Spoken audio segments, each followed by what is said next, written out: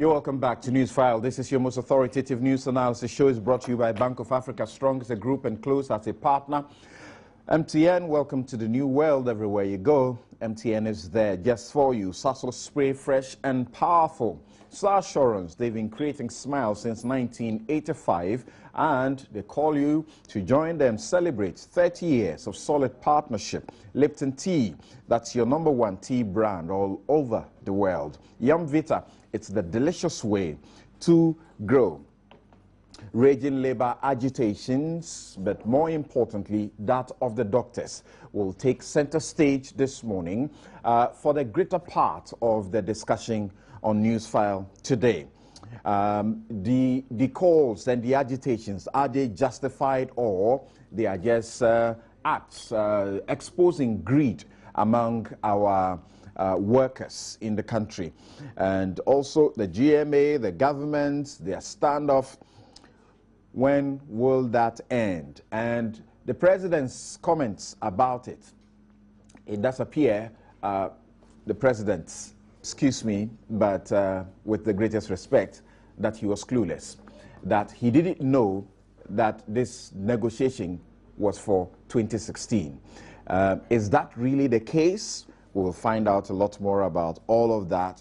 And should we now be looking at privatizing maybe health provision so that government doesn't have to come in the manner that it is presently, and which is leading to all of this annual ritual? The TUC has asked government to investigate the leakage of the doctor's service conditions proposal that they put forward. And also, you must have read Dr. Arthur Kennedy, who appears to have been invited by the president to help broker some arrangement between the doctors previously, some time ago. Is also calling on the president to call his troops to order, at least condemn some of the comments that are presently being made by some of his lieutenants.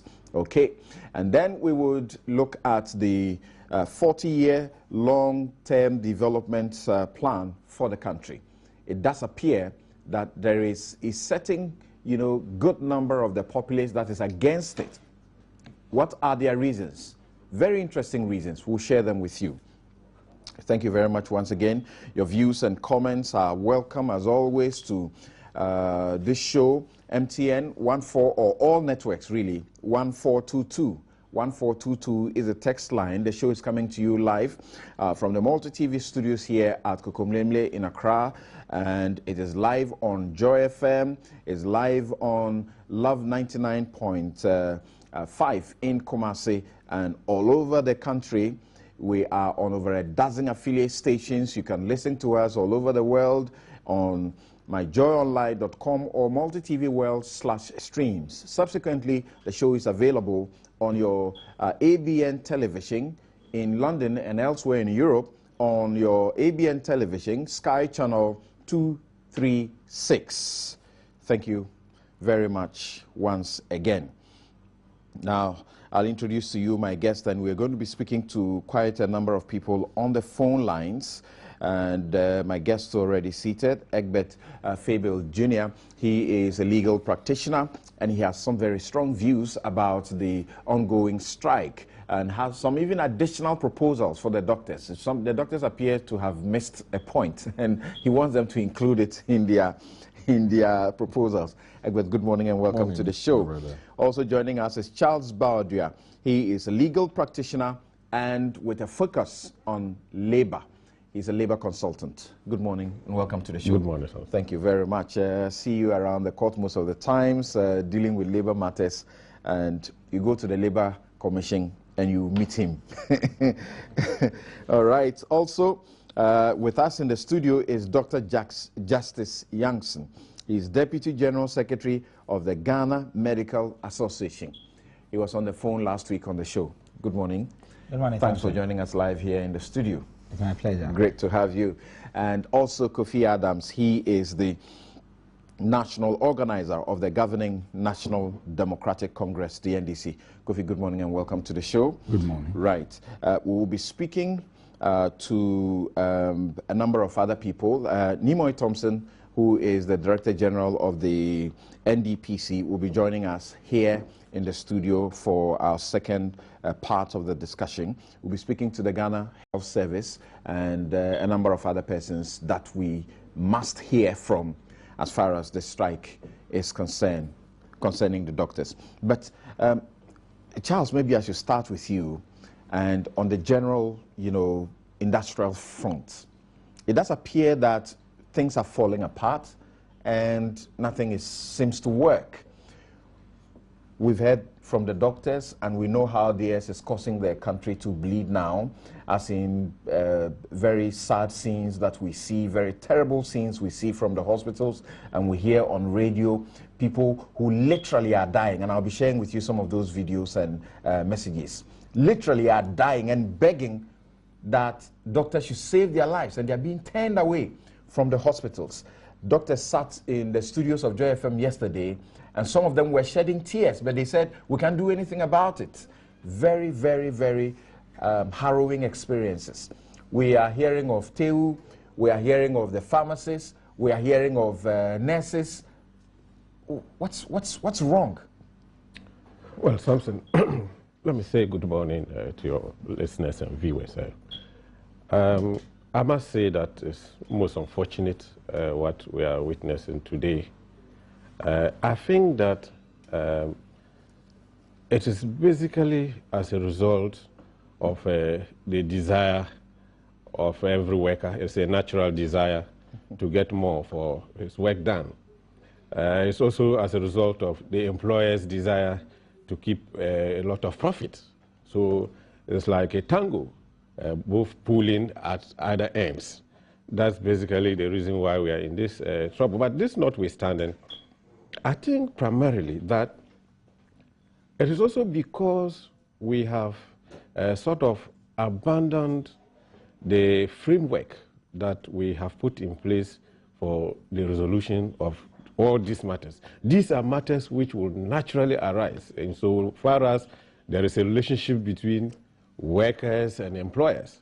Now, as a country, we have one of the most beautiful pieces of legislation. Yes, in fact, that is about one of the legislation that was not made by a single interest group. This is a legislation that was made by all the social partners. It came out as a result of painstaking negotiations and discussions by the social partners. I'm talking about government, I'm talking about the Ghana Employers Association, and I'm also talking about organized labor. They came together over several years, produced a beautiful law, a law that consolidated almost all the legal the pieces of the labor legislations in this country into a single notebook that one can easily refer to, and expanded upon that. Thereupon, it even provided for a National Labor Commission, a body that hitherto did not exist, to deal with these matters when they arise. But unfortunately, we appear, in my considered opinion, to have abandoned the processes that we have put in place. Egbert, briefly, he refers to the law that we have that's supposed to regulate, industrial relations. The number one goal of this law was that it would achieve a strike-free work environment. Have we failed? Yes, I mean, to that extent, I think that we have failed because, labor dynamics are one separate, kettle, and then the law and what it can do is also another kettle. And so if you go and legislate that people cannot go on strike, I mean, much as I think it is desirable, the realities on the ground do not reflect that. So this law is a very advanced law, fit for the industrialized world. Whilst we here practice the issue of labor relations as if we are possibly in the 15th century. You understand? Yeah, you tell people not to go on strike, but what are the triggers of strikes? What are the economic conditions? Are you paying people well? People live in a system where they see Article 70, whatever holders. 71 holders. And then just because they are not in politics or they don't hold specific offices. I mean, what is the rationale, for example, for somebody who's 40 years, goes to parliament? Why can't we put that person on a special social security, prorated social security for the period of 4 years that he or she is in parliament, so that when he leaves parliament, he goes away on his prorated, SNET payments when he was in parliament. We go and create Article 71 and do all kinds of things. We all buy from the same markets and all the rest. So I think that the labor law, much as it is valid and all, is looking at the situation, as if we are in the advanced world. When in actual sense, look, we are now learning the ropes, you understand, of how to get into the advanced state. So, yes, the laws may be there and all, but don't let us do or operate as if we brought this law so that we could just ridicule it. Because that is what is happening. Very interesting. Kofi, as someone whose party is in government, you must be very concerned, but you must have diagnosed the situation and come to a conclusion as to why the strikes are rising in the numbers that we see them. It's becoming almost uncontrollable, as if we are in, a stateless state, so to speak. Yeah, it's a worrying situation to have this number of strikes in the situation they are happening, especially if you take the backgrounds, if you look at the information available, if you look at what is going on, and if you add up to what colleague panelists have talked about, that you have a fine law, a fine process, very vibrant institutions that have been put in place to deal with all these situations. It looks more like we have chosen to ignore all these structures that we have all together helped build. And now we sit and decide that, yes, we said in the past we wanted to be governed by laws, but we feel that now let's abandon those laws and then let the jungle law place. And so if I have a certain advantage, let me just use it. If I have a way of, let me press my thumb. So doctors will take advantage, lecturers will wait when they know too well that school is just about resuming, then they want to take an action that possibly, if they so wanted, could have given indication or even made further checks. Because information available indicates that indeed the ministry has taken steps to pay the very same allowance for which an announcement of strike is being done. So you talk about the book and research allowance by the teachers. By the teachers. Okay. So if you add all these up, some, yes, genuinely may have a case, because if, for example, you have worked for a number of months and you've not been paid, and you have received same promise from those who are supposed to enter your information a number of times, yes, you want to take some actions. That is different. But for those who are announcing strikes, when they know too well that you are still negotiating, for me, I have a problem with it. It's complete disregard of the law that we all agreed as partners. I'm not sure that it does happen that people are clearly aware that their demands are being, seriously considered, and yet they still go on strike. If you take, they are not irrational human beings. If you take, for example, the issue of the doctors and the lecturers, you are very clear that you're negotiating for something you yourself claim. Now you are claiming that you are not asking for it today, and that what you want for is for next year. Negotiations have not broken down. You have not announced a breakdown of negotiations.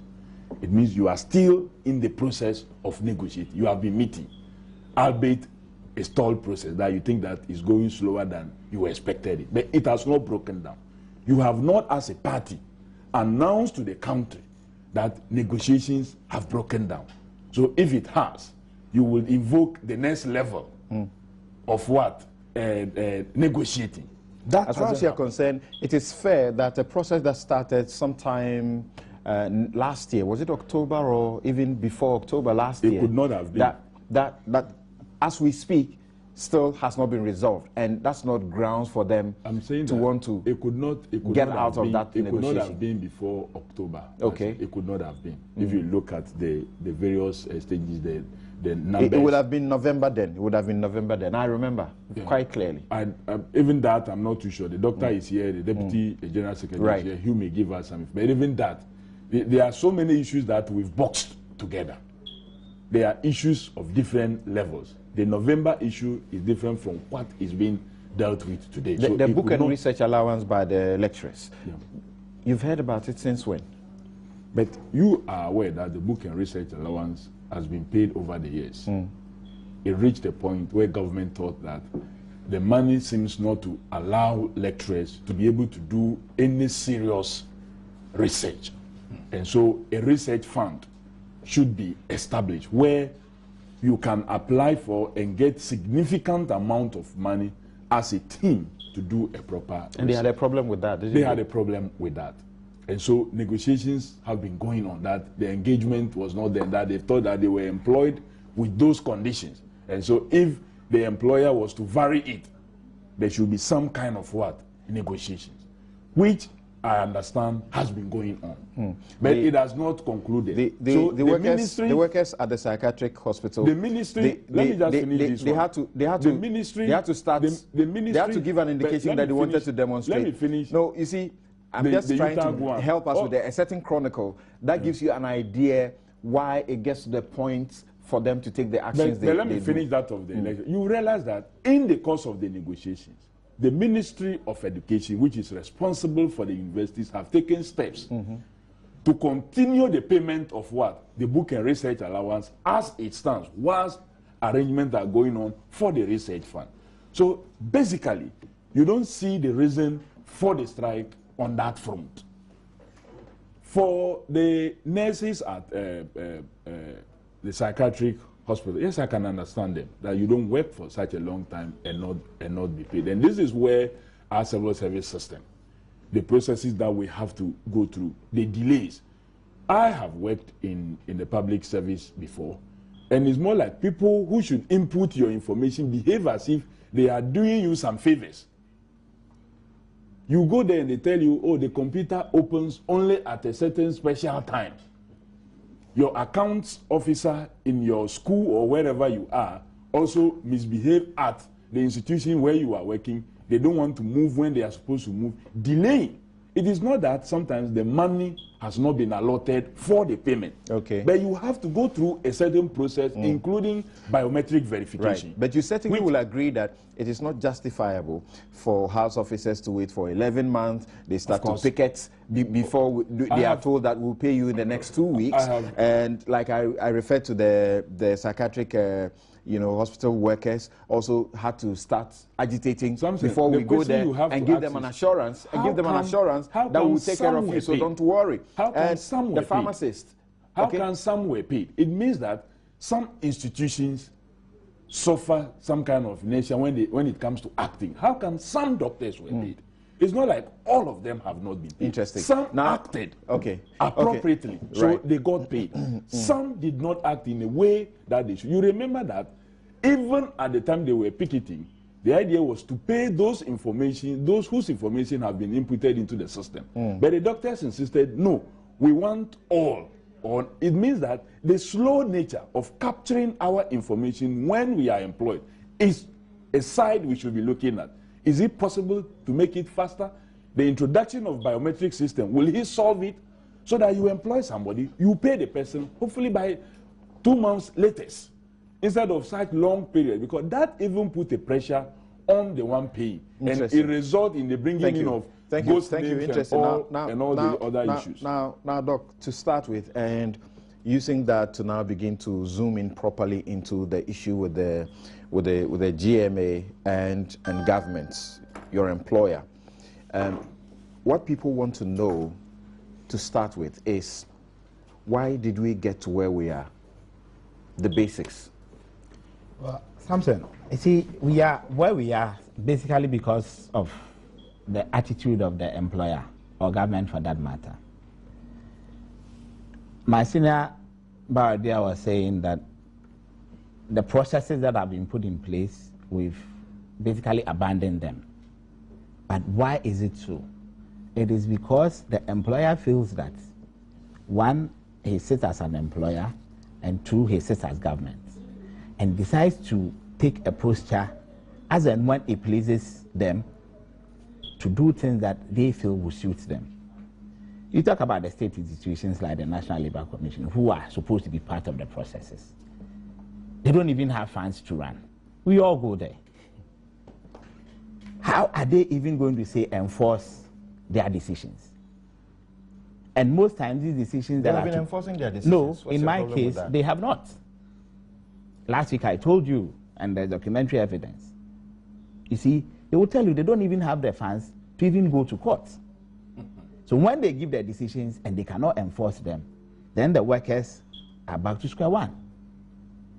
These issues, as we are discussing, Kofi was saying when they give decisions in your favor, you're excited about it, don't you? No, we are not excited because you cannot enforce it. That is the truth.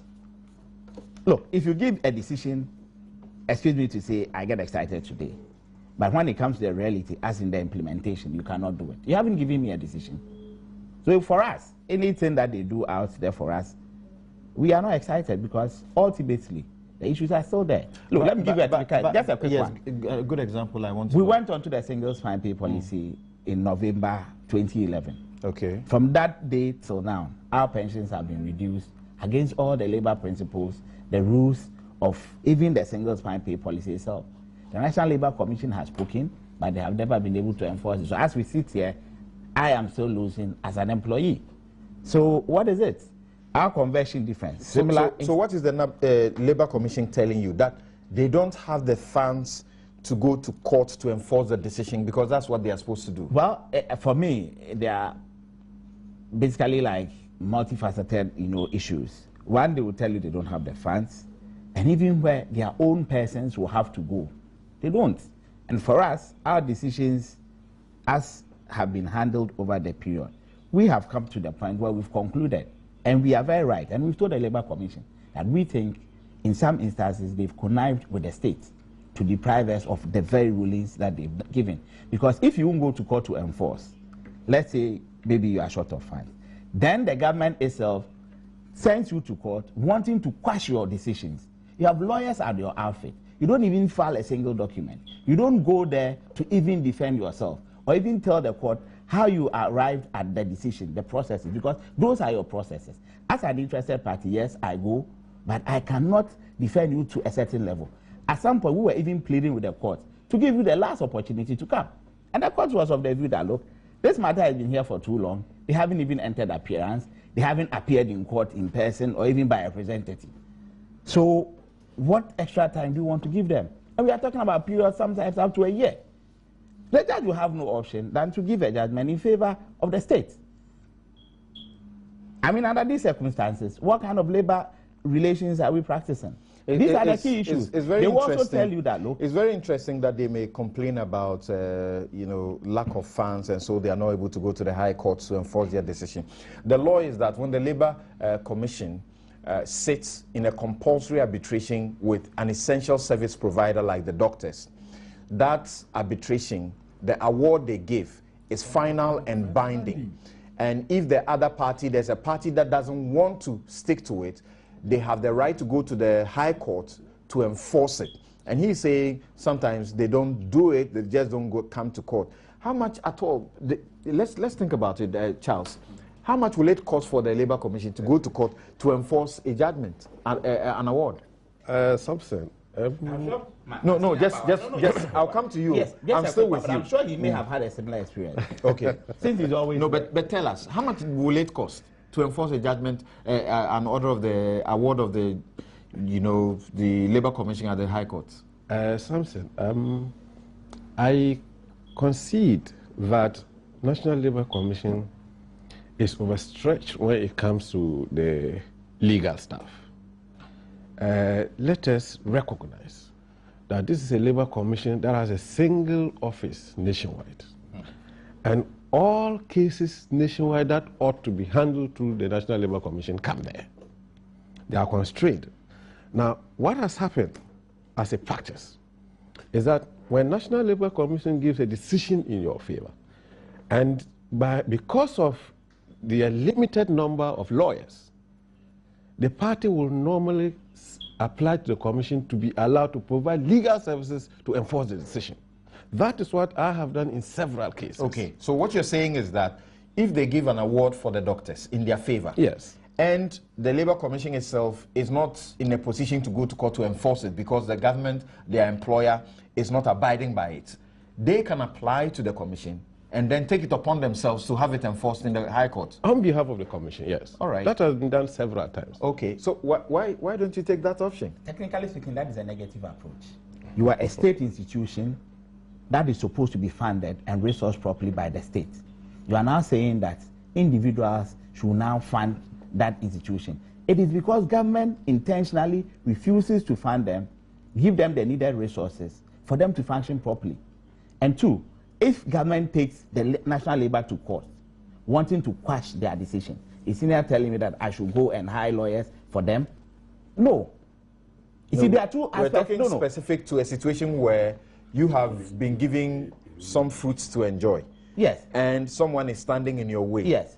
Why don't you assist? No, I'm giving you two scenarios. The first is what we've described, where they have not enforced their decisions. And then the second scenario, or the other side of the coin, is that government goes to court, hire private lawyers, not even the Attorney General's department, pays them, technically speaking, with the intent that they want to quash the decision of the National Labour Commission.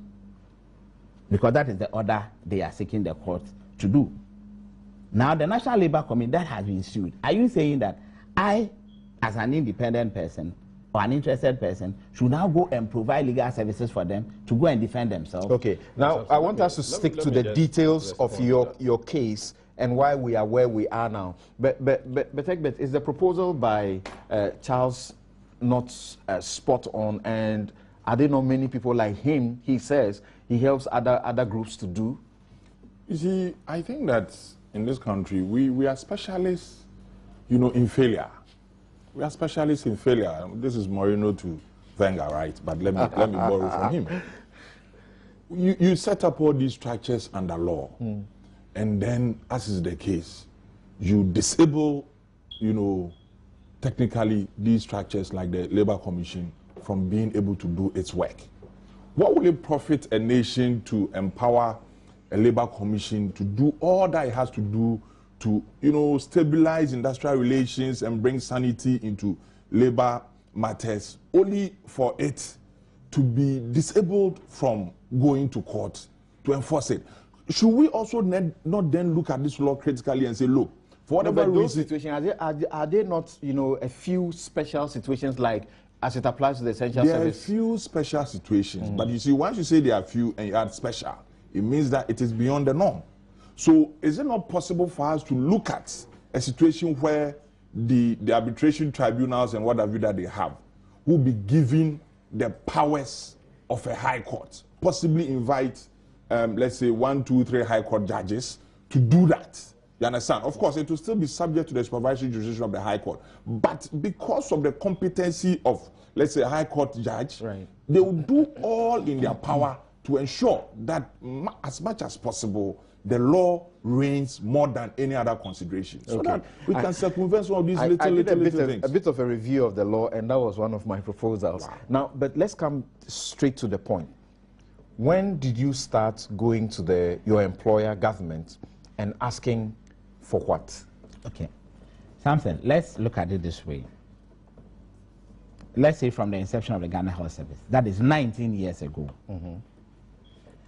The Ghana Medical Association told the employer that this document that you've brought about as establish the Ghana Health Service is a good one. In law, it is right because the Constitution even mandates that a health service be established. That is fine. But now that the service has come, we believe that the conditions of service should also be an integral part of whatever that service is going to do, especially where we've been classified as essential service. Now, from that point till today, we've had all kinds of interactions with the employer. Let me fast forward and then let's come to, let's say, even the last 5 years.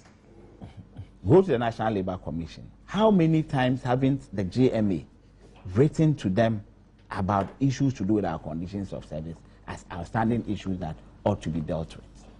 Ask them what has come of all that. The employer, the most recent was just about, let's say, just before the onset of single spine. It was about 5 years. There's one we usually will call the Dr. Cynthia Bannerman Committee. They worked on this conditions of service document. It got to where we are now. And somehow it was abolished. And in the past, we have history to guide us. Look, some directors, HR directors and all that, have even lost their places because of these same conditions of service. They tried pushing it, sometimes to the level of cabinet. Some doctors, about 8-9 years ago, 2007. Decided that if they are not given their conditions of service, they will not start work. Because the system felt they were vulnerable, they were sacked for just asking that the right things be done. And then, okay, so in November... Educators, how did you get employed by the Ghana, it's interesting. by your employer? How did you get employed? It's interesting. You see, I think the employer took advantage of the system. You know, when you finish school, because you have to do your house job, and per the law of the MDC and its regulations associated with their activities, you are supposed to start your house job within a certain period. Else, you raise the risk of having to go back to school or to do some other things before you are deemed qualified to practice. So friends of mine who at that time, say, left Ghana, traveled for some 3 to 6 months, when they came back, they had to go through a new set of examination and all that. So because of that caveat, where people don't want to miss it, they will take on the jobs as house officers, even though these things have not been provided.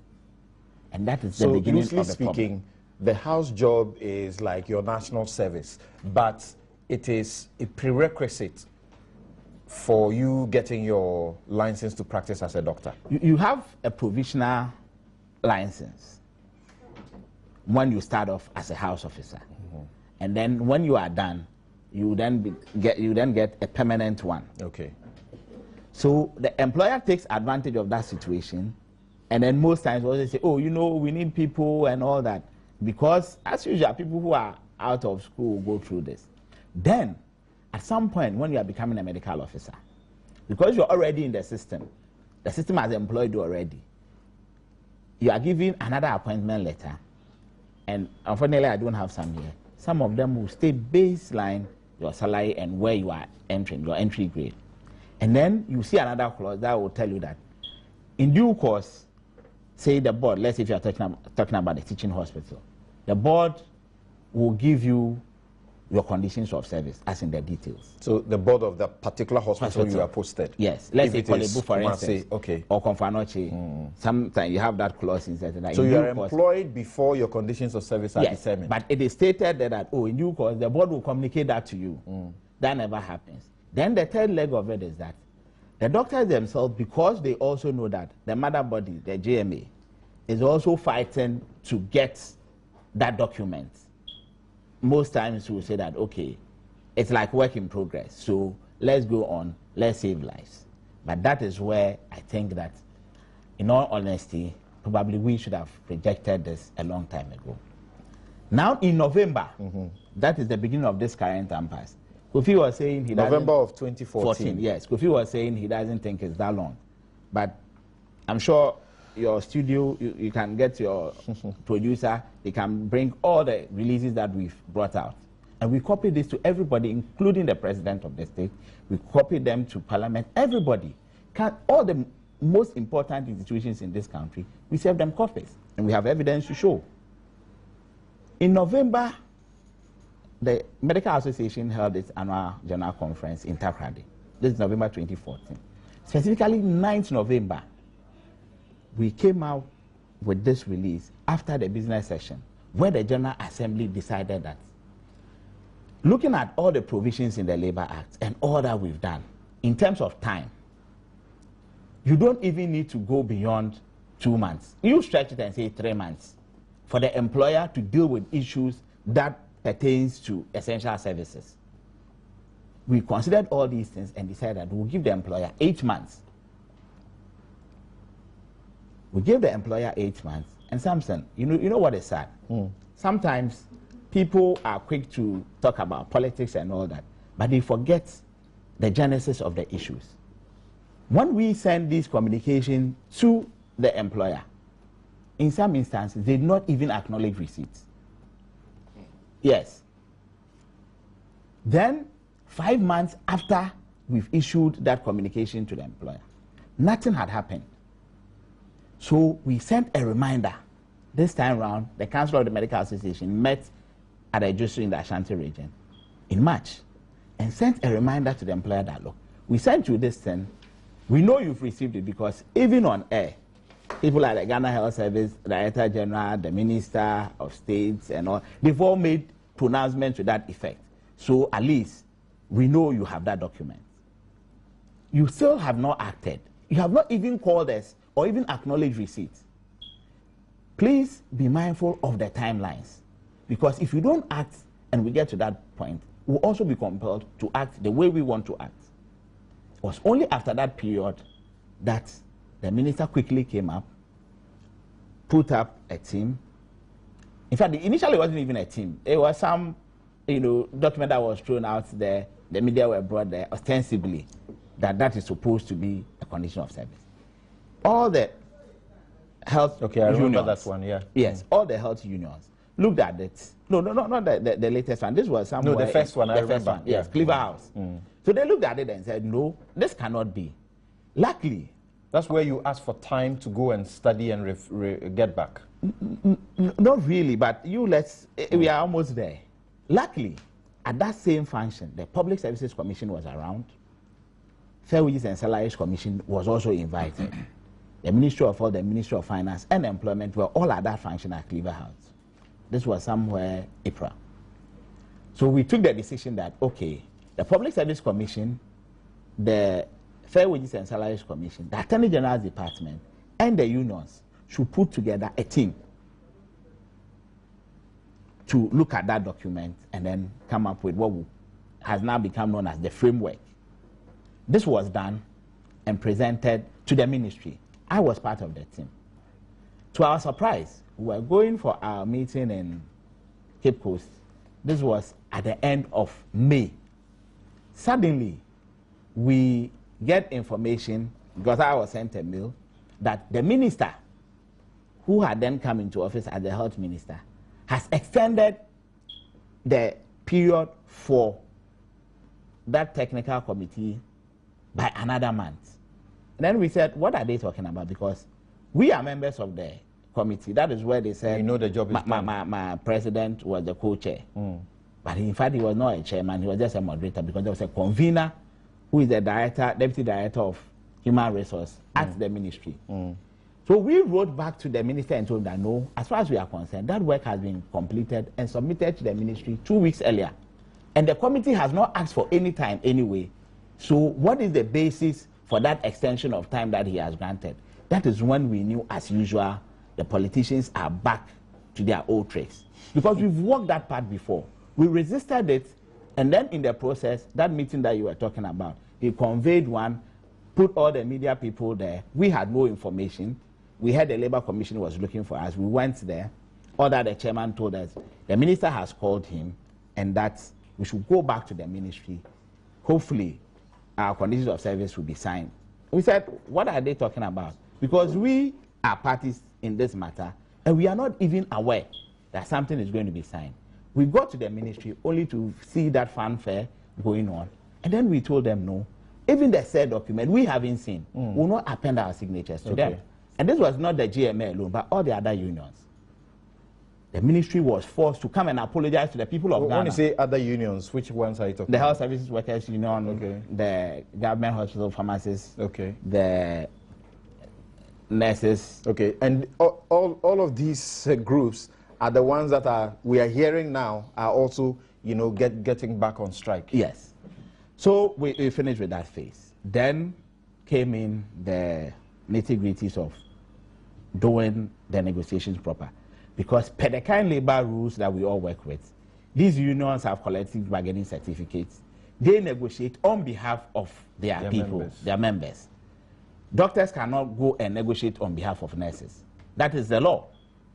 Once the nurses have an association, they will also have to go and negotiate. The health service. So there are 4 main groups within the health sector: the nurses, the pharmacists, the doctors, and the health service workers union. So arrangements were made for them to go and negotiate with the employer. We all signed on to what we call the ground rules. The ground rules even stated the time frame within which the negotiations are to be completed. We looked at the possible difficulties and gave extensions within. And this was acceptable to both parties, as in the employer and the employees. I tell you what, the moment we started the negotiations, we knew these problems will not be resolved. Government comes with a team that is more than what we all agreed in the ground rules.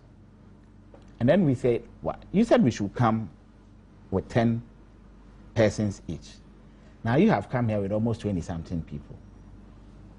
Why the excess? We looked at it. Finally, we agreed that, okay, they should allow them to be there because they said they want technical people to advise the government. So these technical people were brought. But unfortunately, the main negotiators plus the technical people did not have any mandate to take any decision at the negotiating table.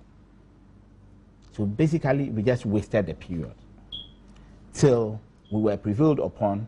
But I think I missed one step. Before this negotiation, we had to meet over a weekend, Friday, Saturday, Sunday, just to try and do something for the doctors to see that some negotiations was going on because there was nothing happening.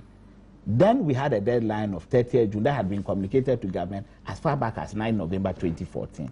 So the Medical Association had to call an extraordinary general meeting in Accra. We prevailed on the members that, look, yes, we started something, but we will need time. Government says we should give them 2 weeks. What period can you give them?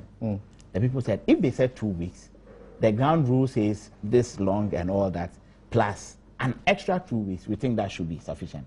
So they were given 4 weeks instead of the 2 weeks they asked for. And that within that 4 weeks, that whole period was waited till the very last 2 hours to the deadline. That is when we had people who had mandates who came to sit with us. But at that point, they were not even abreast with the issues. And clearly, the people who were sent earlier had not probably even briefed them properly, or they were not even in touch. And this is the beginning. So people who had mandates, you are referring to ministers? People, look, if you, something, let's say you are even sent there as the representative, because in the ground rules, we had actually stated this because we've had these experiences in the past through other negotiations. If you are sent there, we expect that you have some mandate to take decisions at that negotiating table. That will be binding to on whoever sent you. That's it. But if you bring people who cannot take a decision, they just come and listen. Sometimes it's not everything that we want to say here, but we'll report back and get sometimes back to they you. even come and they don't even have any typed documents. It's handwritten. It was so bad. There were times that, I think I need to even say this, there were times that they were even fighting among themselves as a government team.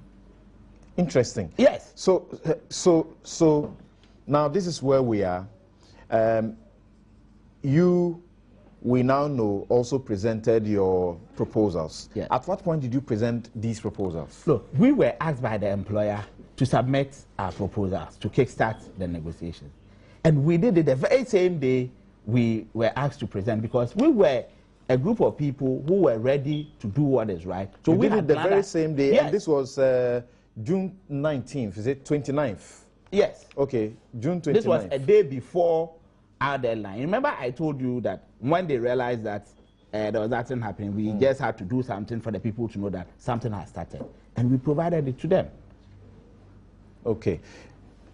Did you get a counter proposal? Look, the first proposal that came, it was not even written. That's what it was not even typed. Somebody was looking at a piece of document and mentioning things. And that's when they started fighting among themselves. So even their approach to the negotiation itself was wrong. We had to compel them. Explain to me that somebody was holding your proposal and then... No, we had given the proposal to them. We had given them time to go and study. They come with somebody holding a small booklet. He flips it and says, okay, this is handwritten. He will say something. Not that they handed us their counter proposal to study. We gave them time to go and print or type it properly. Even that time elapsed. We gave them extra 3 days. You know, so things have not even been done properly. No, but when they communicated that back to you, they had accepted substantially what you had suggested? No. Nothing had been accepted? In fact, the first proposal, as somebody said, while we were talking about arithmetic figures, they were talking grammar. What do you mean? Yes, because there was no figures to whatever was there. Everything was just simple English, no commitment, nothing to anything. Let's say, like you are saying here, in this our document that was leaked, fuel, we had proposed 100 to kickstart the negotiation. We knew that was not going to be the final thing for the consultant. But they would not even put, say, even 1 or 2. Okay, so you say that's the first one, but obviously there was a second one. And a third one. Now. And a third one. I've seen another one which is very current. It must be just, I think, yesterday or so. So, where are we? What has been agreed? What has not been agreed? Well, the truth is that we are where we are. The negotiations have not yielded any fruit as we speak, because the General Assembly had also taken a decision based on this long history that I enumerated, over 20 years. They, as members, what did you disagree on with the second one that was given you by let me the tell government? you what. I tell you what. I think I've given you some synopsis. Yes. But the details. There's a second counter proposal. What did you? Please. The details of what we proposed, that one will not be released. The details of what they proposed, that I will not release, because we had all signed onto a document. The details of what you proposed, we are all aware. Yes. Listen to me. What they gave. Listen. They offered. We don't know. That's what I'm asking. That's what I'm saying. You see, and let me even address this issue quickly. We think that this document that was leaked was in bad taste. There was no good faith to it at all. But beyond that, as a person, and a lot of my colleagues shared this with us, that this opinion with us, that as a country, I think we are traveling on dangerous waters. Because if you have people who are close to governments, or government, representatives, who have actually signed onto a document that this is going to be confidential, are able to leak out these same things that they have signed on to, then, Kofi, I'm coming to that, then it is possible that any state classified document can easily be leaked out by anybody. Okay. Very and we think that the president should take a very good look at that. Kofi wants very interesting chronicle. Kofi says he wants evidence. Let me give him the evidence. I'm coming. Kofi, let me give you the evidence. No, please. Yeah. The evidence of the leakage. Yes. Look. I held this document, the one that was given to the minister, or let's say the government negotiating team. I sent the document to the table. It was not signed. We signed it in the presence of the government team. But something interesting happened. For some reason, there was a typo. So I asked my president to initial that bit, that typo error that we corrected. So if you look at the document properly, you see that there's a bit where something else is being initialed. And we as an assistant did not even have a copy because of that unique situation that happened there. So we handed that to the government side. And till date, they have not denied it, though, but they still say that, yes, look at it. You look at it. Yeah. We've gone through it. Yes. How come you also have it? Yeah, but it's been leaked. That's the leaked. That's the leaked one. And you are spreading it. So you are also We have discussed it. This is news now. We have discussed it. Interesting there, but there are a number of issues. But Charles, he's talking about bad faith, not going in good faith. Is it not really the case that they started going into the negotiations in bad faith? They started giving ultimatums before they got in there. You see, it's something. Let me say this. Please, let me correct this. You see, we never gave any ultimatum. The ultimatum was given as far back as November. But when we started the negotiations, we took it off because we please. I said, listen, when that deadline was approaching and government made overtures to us, we had to call an extraordinary general meeting. But before then, the ground rules, we had actually given ourselves a time frame to finish that work. And this deadline that was given was way past that deadline. So it is not an issue of we giving ultimatums before starting any negotiations. That is not it at all. Okay. Now, I was asking that question because the impression out there is that they went in, they didn't go in good faith. The law says you must come in good faith. Yes. What does it mean to come to the negotiation in good faith? To come to the negotiation in good faith as envisaged by the law is approaching the negotiations in an open manner, believing that you are in for a resolution of your dispute. You do not go in with a preconceived idea that this must happen. You do not go in with threats and intimidation. You do not go in with entrenched positions. In fact, you must share information so that the parties are aware of what the situation is like at the other camp, to be able to approach the negotiation in such a manner as to arrive at a resolution of the matter. Indeed, if you go into the negotiation with intimidation, you are engaging in what we call an unfair labor practice. If you look at, I think it's section 127, subsection 3, it says that a worker or group of workers who by any kind of threat seeks to intimidate the employer during negotiations of a collective agreement is guilty of unfair labor practice. On the other hand, if the employer is also engaged in such like intimidatory activities, that employer is also guilty of unfair labor practice. So, as I understand it, if it's correct that the doctors went to the negotiation table already issuing threats, not only were they acting in bad faith, but they were also acting unfairly as regards the procedures required by law. Now, as regards the leakage, I have no doubt in my mind that whoever leaked the information did so unfairly and in bad faith. You see, information exchange for the purposes of industrial negotiations is supposed to be confidential. This is not only provided for in the law, but if you look at the standard rules of engagement that fair wages will normally sign with these labor unions, it is provided therein that information exchange is supposed to be confidential and ought not to be leaked without the written consent of the other side. So to the extent that this information found its way out, clearly something is wrong. And the end effect of that is that it mars the negotiation processes. It creates mistrust. Now, the parties no longer trust each other. It is now more difficult for the parties to resolve this matter at the negotiation table than even before. Okay. So the leakage, I think, is regrettable, but that notwithstanding, the issues ought to be dealt with at the negotiation table. You see, I mean, when I see things like bad faith and all those being bandied about, I get worried. Because you and I know, I believe, yes, all of us, maybe apart from Kofi, know that even in the strictures of, let's say, civil, practice, we are all taught, and indeed we practice it, that when in any pleading you allege bad faith, you ought to particularize it. You understand? So when people say that the doctors acted in bad faith, because what? Because they issued an ultimatum.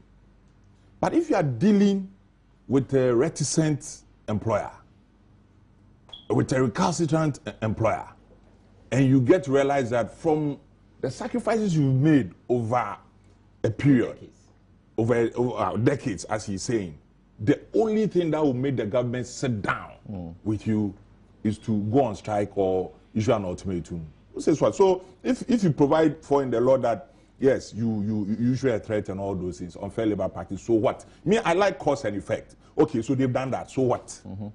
You go to court for a declaration that, yes, they've acted in bad faith. So what? Yes. Yeah, I mean, it's a waste of time. It's a waste of time to put these things in our laws and bandy them about when there are real meaty situations that require common sense to solve them. That is what we should be looking at. Let me just respond briefly to what my other friend said. You see, when you act in gross violation of the law, not only are you making it more difficult to resolve the matter, but you are actually acting outside the agreed rules, which are provided for in the law. And the laws have been provided to enable us to resolve the matter. Oh, Charles, I disagree. So No, with all due respect, with all due respect. That the leakage was also in bad faith. Exactly. And so what should the doctors do? Now, to get a bad faith result, they should go to court for a declaration to that effect. No. Even before the leakage. The bad faith has been expressed. That's what he's talking about. That's what he's talking about. So don't look at the later to heal the former. You are trying to use the later to heal the former. Can we now move the discussion this way? And I'm going to take a quick break and we'll return to now move the discussion to the point where the question seriously is being asked. If what you are asking for is not for 2015, but 2016, why go on strike now? That's a question that is being on asked. this matter. That's a simple answer. I have a number of things to say before we okay, go quickly do. Let's hear what you have to say. I've had my fundamental problems with the way GMA has even approached this issue. GMA, like GBA, is an association of doctors, including both those in private and in public. I don't think that the Ghana Bar Association, by its composition, can go and take a decision and give timelines that will affect the state attorneys because they are members of what? GBA. We should begin to get to a point. You said right. I am saying that I don't think. You know what association please. What I'm saying, think for us. Let me lay my point. No, but Egbert, he may be raising a germane point because you know that even in classroom, in academic, at the academic level, a discussion of the labor law has always brought up why was the GMA issued a certificate because that was wrong. Why? You know why? you will get so I have had a worry with the issuance of certificate to GMA. In this case, people in private practice go to their General Assembly and together take a decision that now comes to push and affects the public service employee and the employer. Meanwhile, the decision to do what they are doing is taken together with those who are not in public service. Those who are in private service go to the General Assembly meeting, vote for a particular decision, a particular timeline.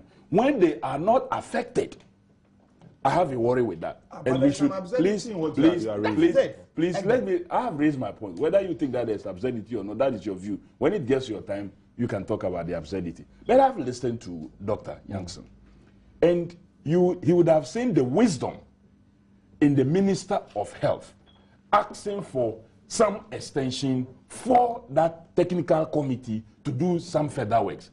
The fact that when they were invited to come and sign what they claim they have completed, they themselves were dissatisfied with it, meant that there was need for an extension to further look into the document. No. If they had allowed that extension, I am sure all these troubles that we are having today would not have been there. Seriously? Seriously. Because what you said you have concluded on, and that you want it to be implemented, that is exactly what has brought us this point. That's what has brought us here.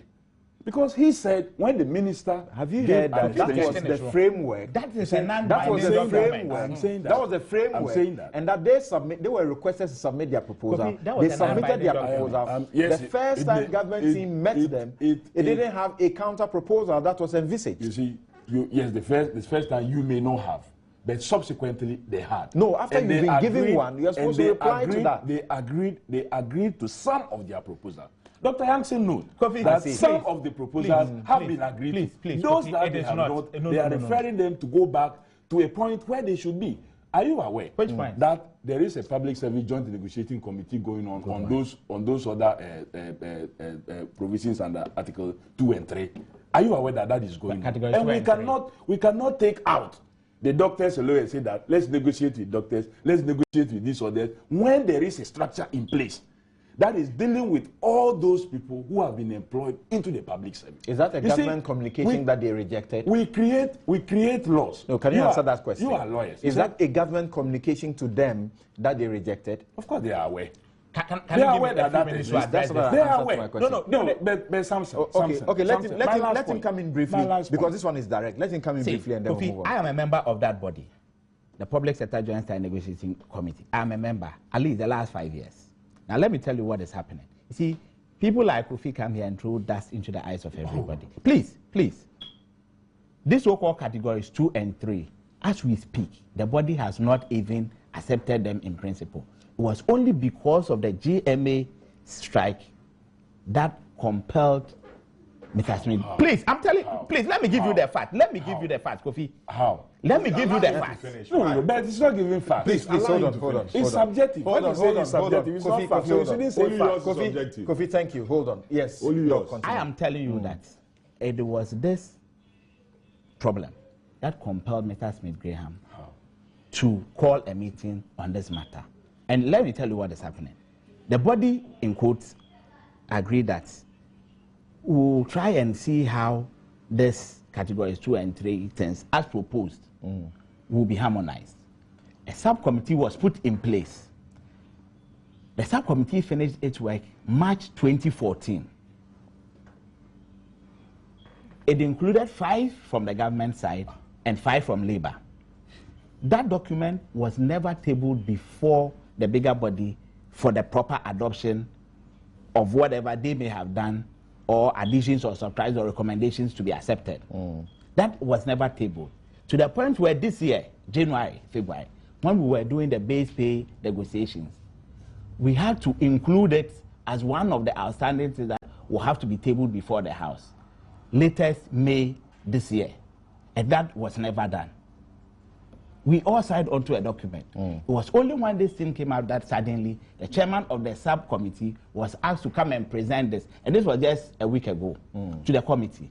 Now, when they presented it to the committee, the body, the bigger body, we said, well, we now need copies to go and study. Then the body will sit or reconvene, look at the details, and see whether what the subgroup has done is even acceptable or not. And this was done just last Tuesday. But in between, please, let me give you this critical thing. In between, these so-called categories 2 and 3 activities, which are supposed to be part of the single spine. Single spine started 2010. We are in 2015. Now let me tell you. See the police service regulations. You have it. Please. I'm not moving anything. No, Kofi, please. Kofi, allow me to moderate it. I'm watching. In 2012, even though this same body was supposed to work on this as part of the single spine, the police service, look at the regulations, kilometric allowance, all those things, they are all part of the category 2. Government has approved it, and nobody has said it is illegal. 2014, 2015, the judicial service, the same thing has been done for them. And now you are telling me that I should go there when the police have done this on their own. UTAC have their conditions of service, the prisons have their conditions of service, the Ghana Police Service has, the Immigration Service. And these conditions are inclusive of categories 2 and 3. All of them are part of that. And categories 2 and 3 represent what? It is just a list of allowances that have been divided into 2. Allowances such as what? Kilometric allowance, height allowance. Those are the things. You have them. Do they include fuel allowance? Fuel is supposed to be 3. Okay. Right. Very interesting. Yes, just finish your point. We take a break, we'll return, and then conclude on this particular discussion. More importantly, how the strike will end. In all this, we agree as a people to be governed by laws. That is why we made laws. And you are a lawyer, he is a lawyer, Egbert is a lawyer. He's also a lawyer. We agree to be governed by laws. We don't want the rule of a king to prevail. That is why we have laws before. And so if the law says that you take an action only when there is breakdown, and you have not come to announce a breakdown. This is a point you have already made. So let me take a break. Let me take a break, and then we'll return after to continue with this. Thank you very much. We'll be right back.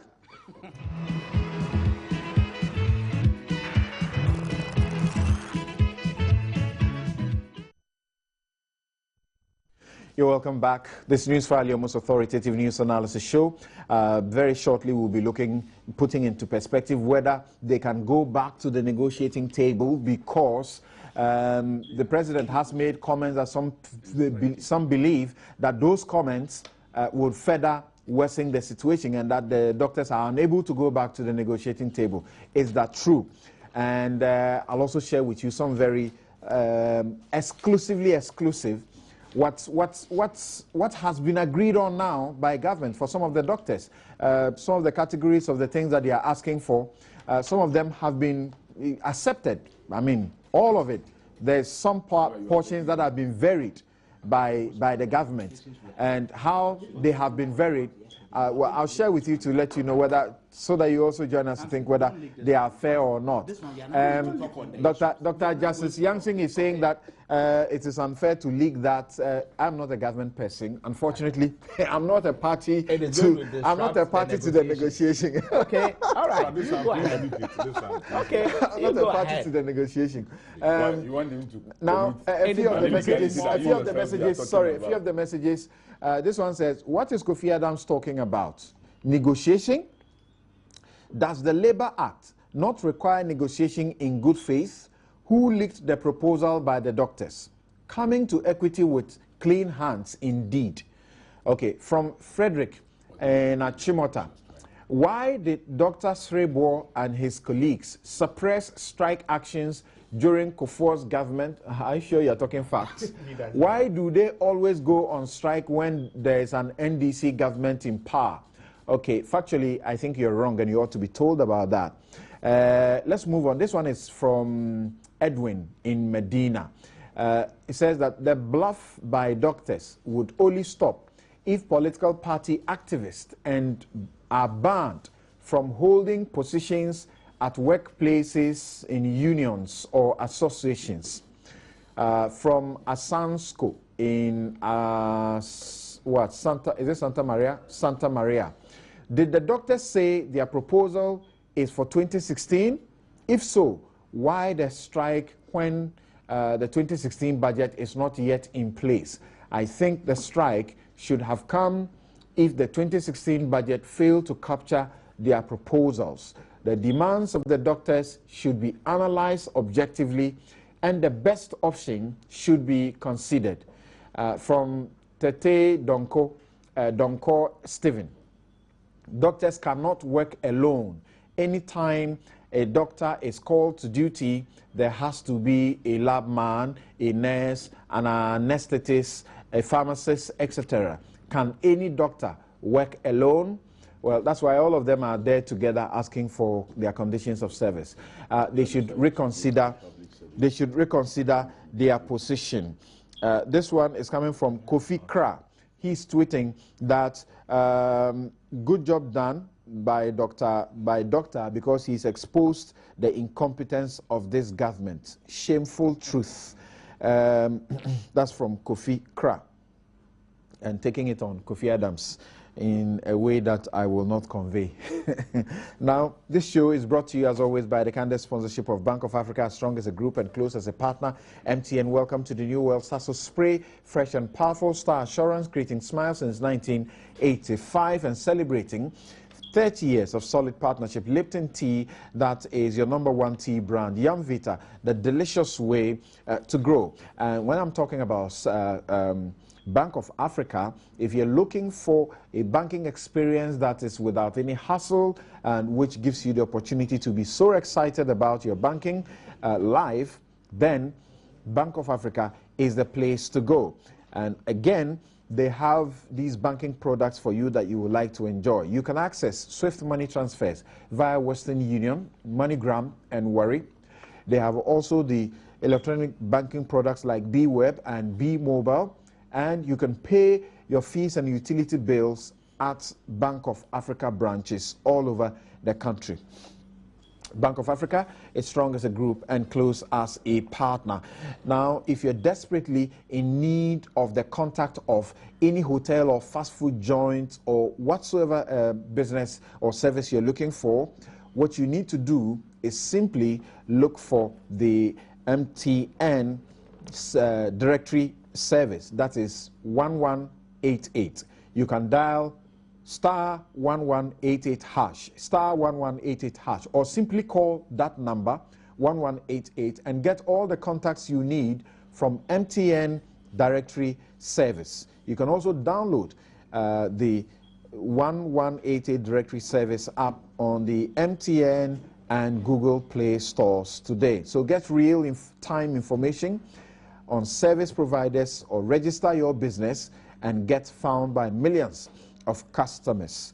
That is MTN 1188 directory service. MTN Business, welcome to the new world. When I talk about Star Assurance, I'm talking about the insurance company that makes sure that you feel as though all the dangers and the risk in this world don't exist at all.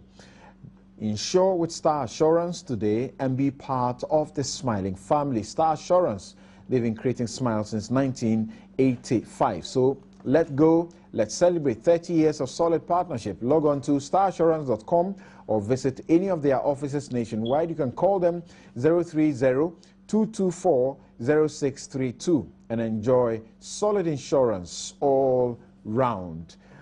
Of course, Sasso spray. That's the spray that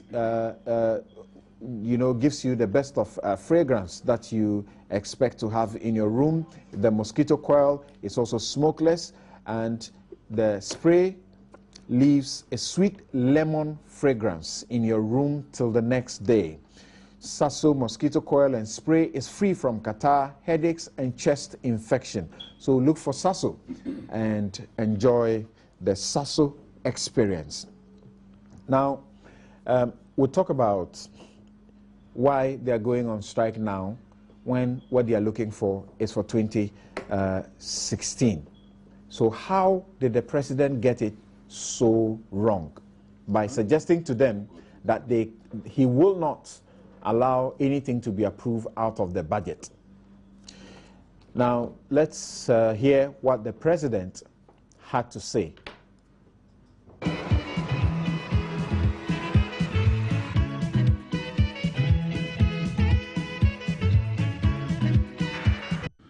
Just yesterday, a friend was urging me to intervene and accede to the demand of the doctors.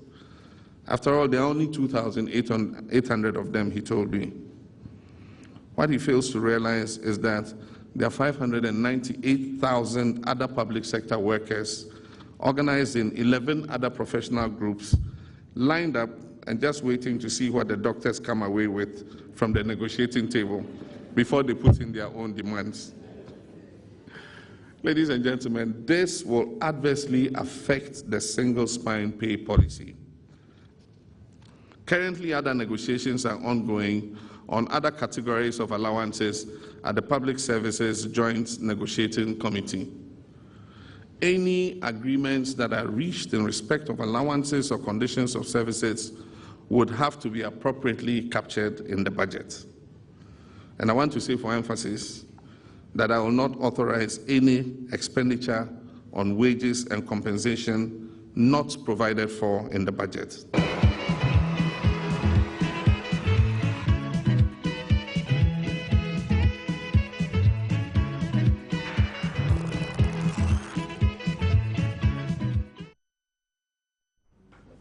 You're welcome back, and let me also bring you some idea of what has been happening since the doctors decided to escalate the strike by withdrawing emergency services. Something happened in Kumasi yesterday at Konfanochi Hospital. Let's see.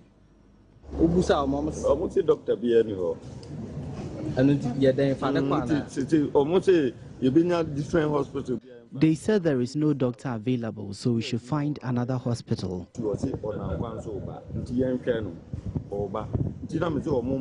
Fortunately, my sister is a nurse here, and she's asked that we wait for her. My mom's condition, as you have witnessed, is getting worse by the minute.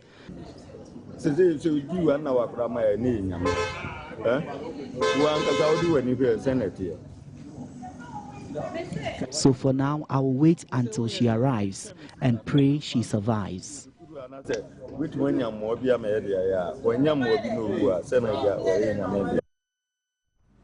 All right, and I think for some very good reasons, they are not showing the picture of this very elderly woman who was in that taxi just by the gentleman, and you could see that she was literally giving up. She was giving up, giving up the ghost.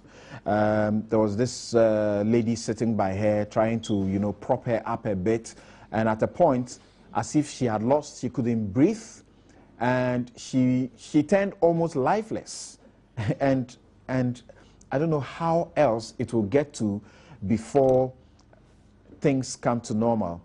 In the evening, whilst Evans Mensah was hosting Ghana Connect, there was a distress call from a gentleman who had also taken someone else to, is it the Kolebu Teaching Hospital? And that guy too apparently had been taken in an ambulance and he was dying, but there was no help. And they were trying to see if they could go to 37 and get some assistance.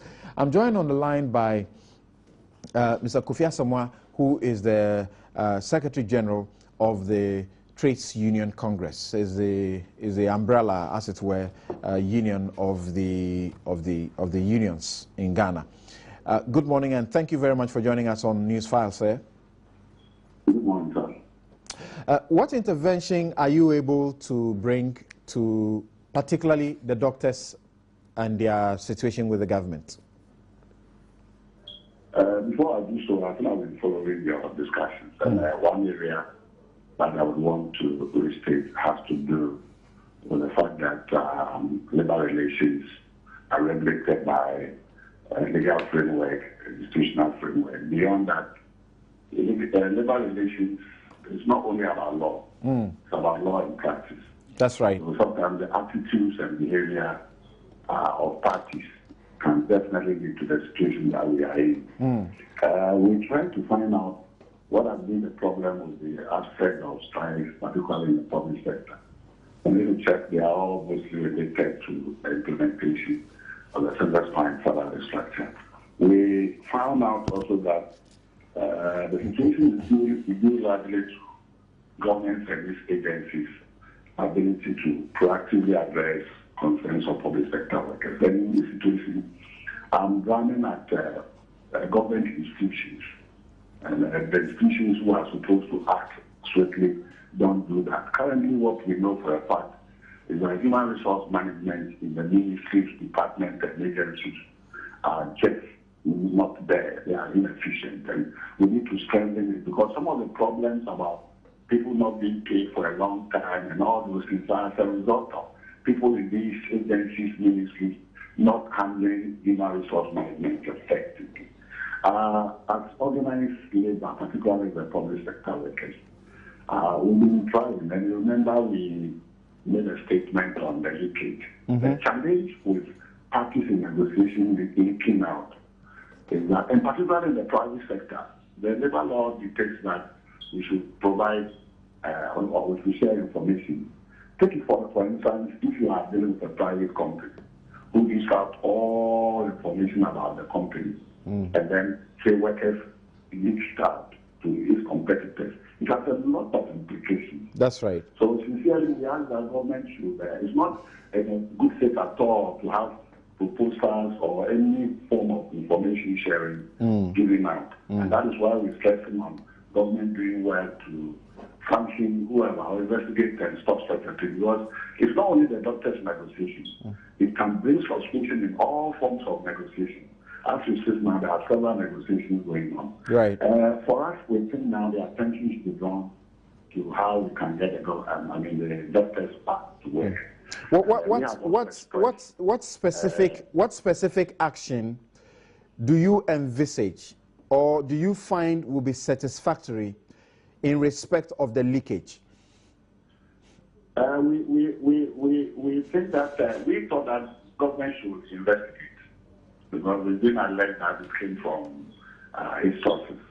So if it is investigated, some sanctions apply. Perhaps it will bring some hope in all of us who are involved in various forms of negotiations. Okay. At least we know that a presidential staffer was the one who started giving out the content of the proposals on social media. So what investigation are you talking about? Well, okay, then that person should be sanctioned. Perhaps he didn't know the consequences of what he was doing. It affects negotiations generally. So that person, if it's the one who did it, should be sanctioned. We are just stating that to let everybody know, the grievous nature of leakage of information and negotiations. And what sort of sanction are you looking at? That's what I'm asking, really. We don't know. It should be removed from that document. creating problems for government. It should be dismissed? Beyond that, normally when problems, labor unrest comes, for instance, as we are now, there are a lot of things that we in leadership try to do under the quiet. We try not to come up in the open. As the doctors, if you ask them, there's a series of meetings going on, appealing to them, asking whatever. So we thought that as quickly as possible, parties should go back to the negotiation table and continue the negotiation as it were. Are the negotiations still possible after the president's statement that he will not give anything beyond the budget? I would have wished that the president himself did not make that statement. Because if you are negotiating and then one party say that take it or leave it, for me I won't do this, I think it undermines the whole principle of the preparedness of the parties to negotiate. But whatever the situation is, we expect that we should put this thing behind us as parties to the negotiation and go back to the table and negotiate. I think we'll be able to find a solution to that. We are appealing to the doctors to do similar, and I would think government should also mandate its negotiation parties to quickly, because I know they are continuing, the 6 days for the week, so they should continue the negotiation and then find solutions to the problems in Mali. And that appeal includes an extension, it's extended today, going back to work? Yes, but we are asking the doctors also to go back to work while negotiations are going on, because in line with the spirit of collective bargaining, you can't negotiate when you are back on industrial action. So we are appealing to the doctors that they should go back and negotiate. They're able to make their case, and they should go back to the negotiation. And both parties should continue to negotiate. There are many others who are threatening strike. I'm sure you're aware of that. Is there anything at all that at your end you try to do about some of these? Yes, we are meeting again. We met last Tuesday as Dr. Jansen mentioned. We are meeting again on Tuesday with the Category 2 and 3 allowances. I will definitely also make an appeal to our colleagues if they are warming up. I think the issue is that the negotiation parties will have to negotiate. So if the doctors and the government negotiation machinery begins negotiations, I think it will not. In the case of the the university lecturers, UTAC, right. The argument has been that government said that it was setting up a fund, and then the fund has not yet been set. It's like telling somebody that I'm going to build your house, so I'm stopping your rent allowance. Build the house first, and then before you can decide. So the understanding was that we should continue paying the allowances until otherwise, which I believe they also know. But their claim is that the allowances have not been coming as expected. Yes, it's not now a newly negotiated thing, but something that is already in existence. And we think strongly that government should go out and pay. So that we continue with the Category 2 allowances and other related things linked to the implementation of the single spine salary structure. But how do you understand the situation where Category 2 allowances and 3 allowances have been, concluded for other parts, as in other workers? Yes, what we know for a fact is that as part of negotiating, as part of the implementation of the single spine, there was a suspension of conditions of service. So what it means is that conditions of service are not being reviewed. But there are other public sector workers who have conditions of service already. So what it could mean is that perhaps what is being implemented there is the levels that were suspended. And that is what brings to question the health sector people who don't have conditions of service, and now they are asking for conditions of service. The reference is to the police and those in the judiciary, that judicial service, that these are new. Oh, okay. Then that is also, that is why I'm saying that government machinery should be properly checked. Because, for instance, if you have a body controlling all negotiations for government, then it should be in the position to know that you can't ask others to go ahead with this while others don't have it. And that is where the, how do we call it, unfairness or perhaps it gives call for others to complain. Because we know that the police, they pay themselves, so they don't come to the accountant general. I don't know that for a fact, but if they are paying, then there's some level of unfairness and we quickly have to act on that. Right. So in the circumstances, will it be unfair for the doctors? And I suspect that they may take that posture. I am privy to the final, counter proposal by government, which suggests that for categories 2 and 3 allowances, that should not be dealt with now. It should go through the channel that you are talking about. The doctors are likely to say, why is it that the police have it? Why is it that the judicial service people have it? Why are you asking us that we shouldn't include this in the discussion? So this may stall the negotiations if they go back.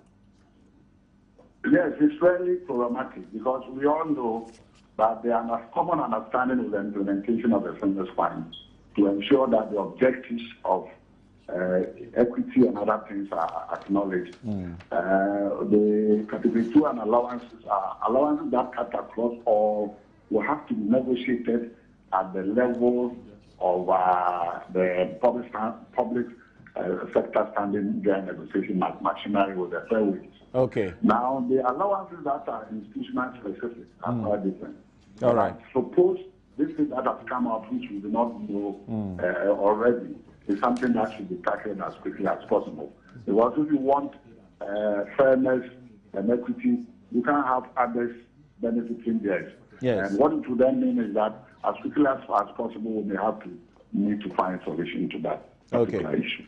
Okay, and for the purposes of clarity, I need to state that you may need to have access a copy of CI 76.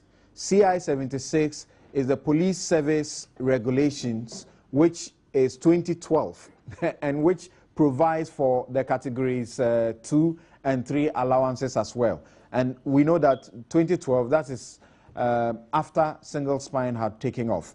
But very finally to you, what do you say to some labor groups in the essential service category that go on strike when it does appear clearly that the law prohibits that? In section 163 of the Labor Act, it says, and the heading is Prohibition of Strike or Lockout in Respect of Essential Services. And it says, an employer carrying on or a worker engaged in an essential service shall not, and those are the operative words, shall not resort to a lockout or strike in connection with or in furtherance of any industrial dispute involving the workers in the essential service.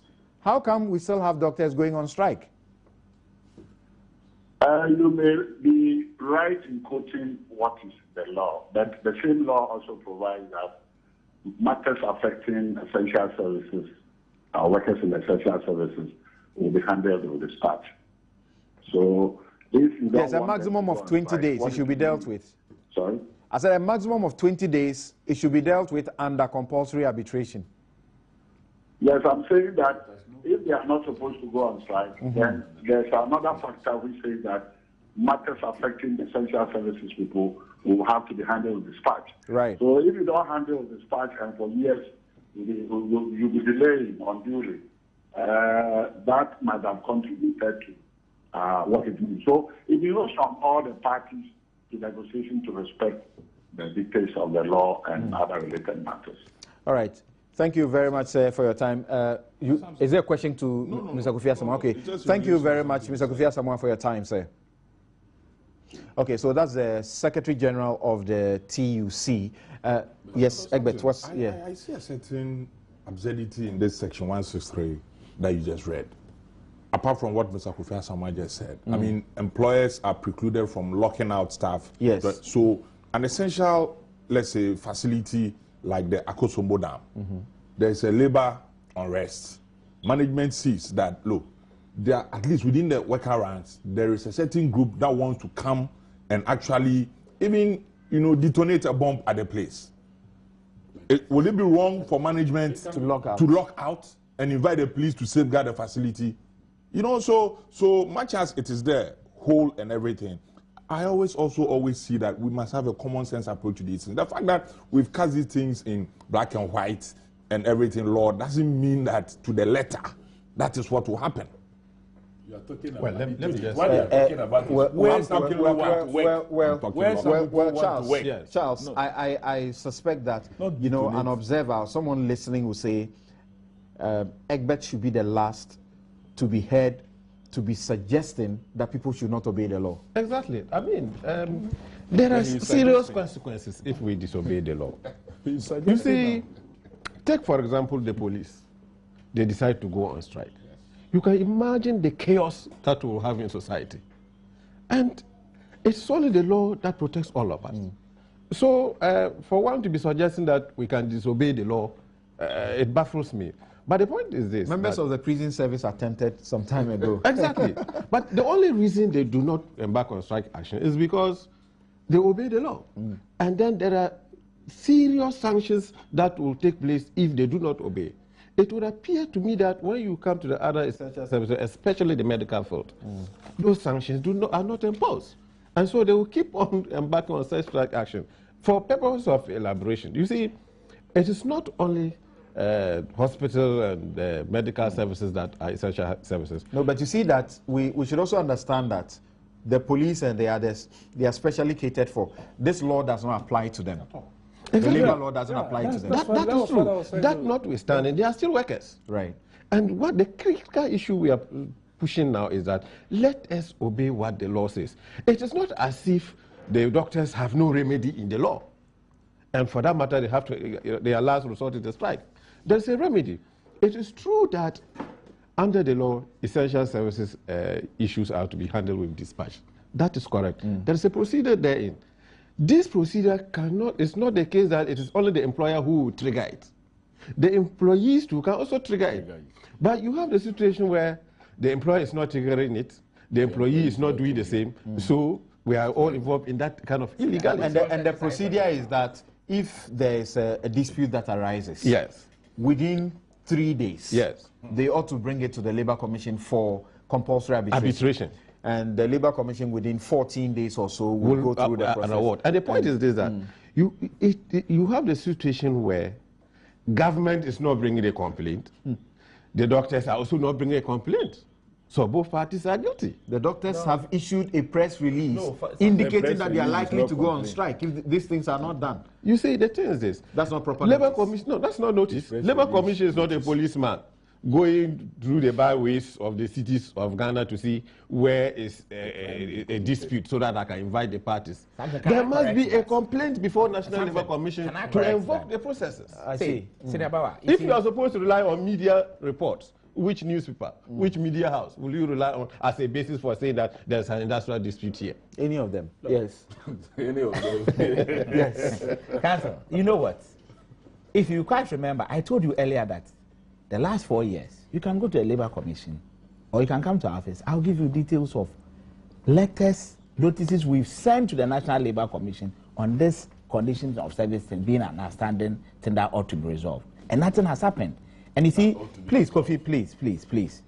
Kofi. I'm only asking that. You said that ought to be resolved. Yeah, you have not reported that. Okay, there's been any breakdown. We have sent the matter to them. The substantive question now, which we have to address now, is this one, that obviously your president has come out to say that President Mahamad's comments were comments that expose him as someone who has not been properly briefed.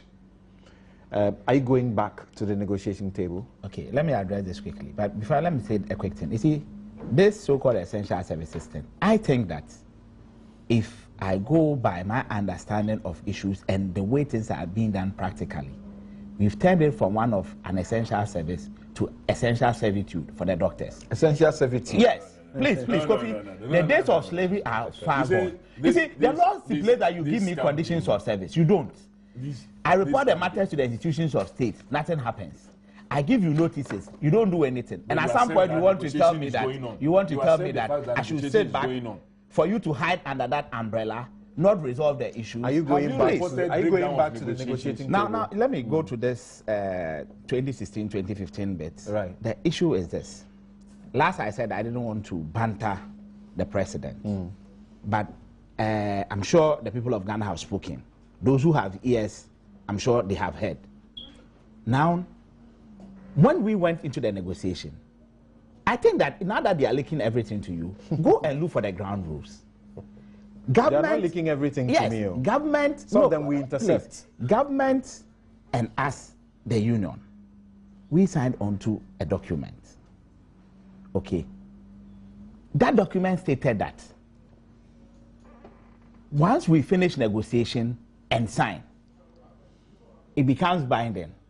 By interpretation, implementation starts on the day that we sign that document. So have you finished? Please, Kofi, please.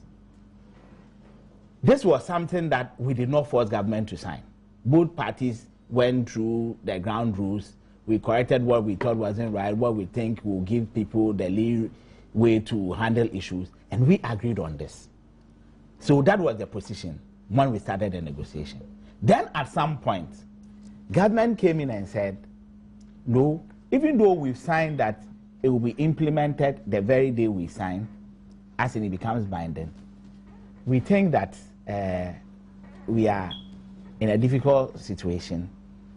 We'll also need to factor this into the budget. So we are pleading with you to accept that we don't start implementation the moment we finish. And if you look at the ground rules, by now this document should have been signed. The timelines we gave ourselves as parties, it should have been signed. Right. Then we said, no. Why do you want to change post? We want further explanation. They gave the explanation and we said, okay, we are granting you your wish. Baseline, let's complete this. And they told us that they wanted us to complete it such that they will hand over everything to the Ministry of Finance to factor it in the 2016 budget, which is still under preparation. And then government itself stated that implementation will start from 1st January 2016. This was not our position. That was their position, and we accepted it. So when my president or my president, as in the GMA president, says that probably somebody has not been briefed properly, that is the meaning. Because you brought that proposal to us to consider. We accepted it. You thanked us for that. So we expect that if people are being briefed properly, as he said, then he should have known that it was supposed to start from 1st January. Okay. Right. No. Let me hear. It's important to know that the president is on top of his briefs. I'm not saying he's not on top. The president's statement is relevant for today and tomorrow. The president did not speak only to the doctors. The president spoke for the present and into the future. That as president, he will not authorize any payment that is outside of the budget. Simply stated. Which budget? Budget that would have been approved by Parliament. Budget so that whether yet to be approved. I'm saying that yet to be any made. budget, Is that what you're saying? any budget for the future. If the budget for is today, yet to be made, No, what is Kofi, what are you saying? He's saying that the president hold on. says. The president says. You know, usually what happens is that if you listen to him, the preamble, he said it happens. They are pressure. This is not the first time the president is making this statement. Pressures come, and for political expediency, people go in for all kinds of what? Terms.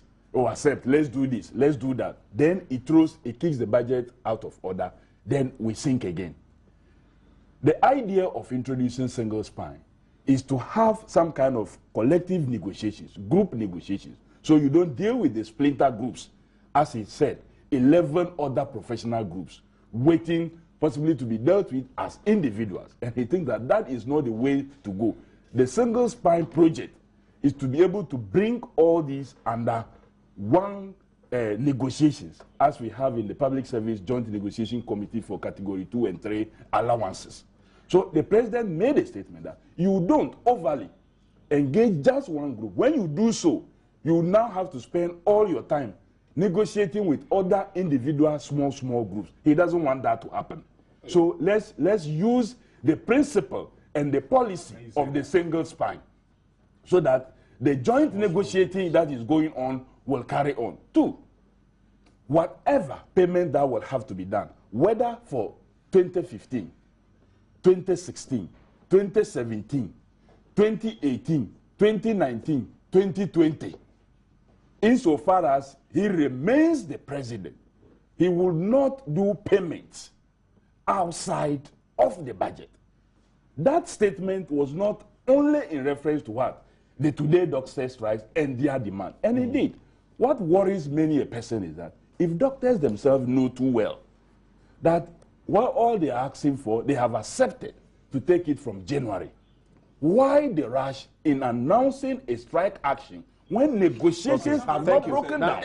Now, how do you understand his explanation that what the president said is not something to be taken to mean that he got it wrong? You see, for me, what the president said was most unacceptable. It shows that he comes from a very uninformed position with respect to this doctor strike. And let me even add, sometimes you see, you are dealing with a president who does not even recognize that this ongoing strike, I cannot go and sue Dr. Janssen or Dr. Osei, the president, and GMA. Let's say if I turn up at a hospital for treatment with somebody, and because of the absence of a doctor, the person died. But any of those people who we have watched, right, in the coverage that you just gave us, have a cause of action against the National Health Insurance Authority. That look, I have bought insurance from you for health services. Now I turn up at the hospital, I'm not treated, and I've lost a relation. You see, this, if the president looks at this ongoing strike in that context, and the NHI as well, a solution would have been found to this impasse long ago. And so, as far as I'm concerned, the president has lost the plot with respect to this. I mean, the president did not even appreciate that the doctors are talking 2016. And so, you know, one would expect a situation where the ministers will make these kinds of blunders. And then the president will, as a last resort option, come in and say, oh, is that the case? Can I finish? Can I finish? When we're talking, I didn't interject. Go on. And so this is the president himself who has fired this salvo. Very, very arrogant salvo. You understand? Seeking to determine the outcome even before the negotiations are concluded. This is going to take effect from January of 2016. That's correct. And the budget will be laid before Parliament in November. Yes, and Kofi is saying the president is looking at the budget to be laid. He's not looking at. Oh, is that what the president? I listen to the president. No, Kofi Adams. You see, I can appreciate Kofi Adams. I can understand Kofi Adams. He says he always explaining what presidents have said. Kofi Adams, anytime Mr. Rawlings speaks, outside of the budget, is there a budget to come and try to explain. Why? And he's trying to do the same for President Mahama. Won't a budget be prepared? Will there be a budget for 2016? Will there be a budget for 2016? I'm saying, will there be a budget for 2016? Okay, thank you. Kofi Adams has a penchant for explaining what the presidents have said all the time. He does that for Mr. Rawlings, and he's trying to do that for President Mahama as well. And I think that yes, I can appreciate his difficulties and all of those things. It is not a difficulty. But you know what? We all listen to President Mahama. We watched him. You can understand. When he came, look at his choice of words. He said, I want to say for emphasis. Just say me sister number says to be upset. Me farmer when dead, me farmer watch. He said he would not like the truck scenario. Payment. Like the truck scenario. The second the Mississippi truck scenario. This kind of posturing betrays a leadership and a government that is at askance. Look, you understand? Let me say something. That's true. You see, let's take the president. Kofi, you shouldn't do that. Let's put the president for the Ghanaian. Let's put the president aside. People are dying. Let's look at it. Let's put the president aside. Give me a minute. Yes. Let's put the president aside. I think Kofi is rather creating more problems for government. You know why? You are not talking about the fact that the president is saying that even in future I won't authorize it. Of course, outside of the budget. No, you support anything authorized outside the budget. Listen. Are we saying? No. Are you accepting the fact that payments should be done outside the budget? Thank you. Nobody is that why you are suggesting? Thank you, Kofi. So then what is your problem? Kofi, thank you. What is your problem? Kofi, please. Yes, Charles. You see, for me, my only difficulty with the statement made by the president is the forum. Because it is negotiations.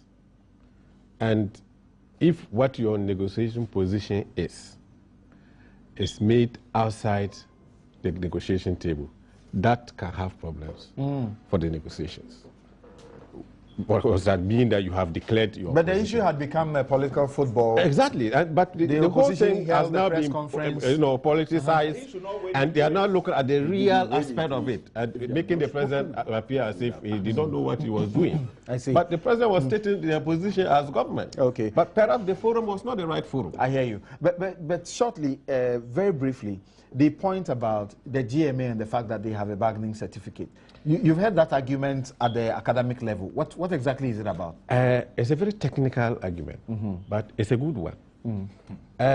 You see, if you look at Ghana Medical Association, it does not only encompass members working in the public sector. Some of them have their own private clinics that they operate. Now, what it means is that they are not employees of government. Now, if you have a certificate, I have a copy of their registration certificate here, which you have a certificate dated 4th July 2005, issuing them with as a trade union, bringing them under Section 84 of the Labour Act. It means that you are appointing that organization as the appropriate body to negotiate on behalf of that class of workers. Now, this class of workers who constitute the Ghana Medical Association do not all work with the government. Okay. So perhaps they should have carved out of the doctors who work for the government, form another association, and get a collective bargaining certificate to negotiate on behalf, not the generality of doctors. I see. Wait. Egbert had indicated earlier by the comparison that Kofi Adam made with the Ghana Bar Association. So what's the point? No, my point is this.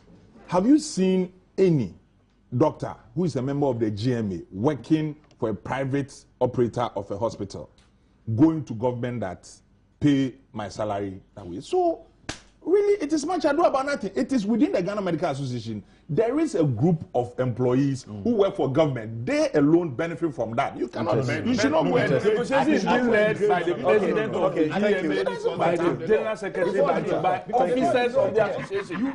Negotiations is being led by the officers of the association. Let me tell Kofi that negotiations is being led by officers of the association. No, Sophie, you are wrong. You are wrong. See, in terms of negotiations, you can even hire people to represent you. Of course. So what are you talking about? Can we end the crossfire, please? So what are you talking about? Thank you. Thank you. Qualified to. Thank you very much. Thank you. Now, and I want Egbert to share his views on this.